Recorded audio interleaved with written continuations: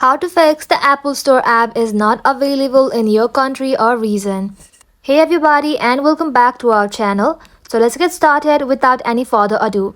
So the first step would be to change your App Store region. For that, open up your settings.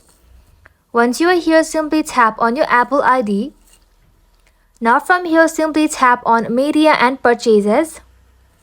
Simply tap on View Account. And simply tap on country and region, and from there you can go ahead and change your App Store region. The next step would be to use a VPN to access the store. Simply go ahead and tap on App Store. From here, simply download and install a VPN.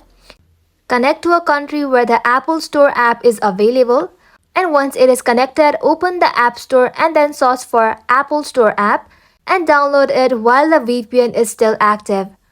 Now the next step would be to head back to your home screen, open up your settings. From here, tap on General. Now from here, tap on Software Updates. And you'll have to make sure and install any available updates.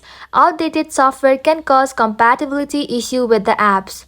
Now once you do this, your problem will be fixed. And that is it for today's video, guys. Thank you all for watching the video till the very end and stay tuned until our next upload.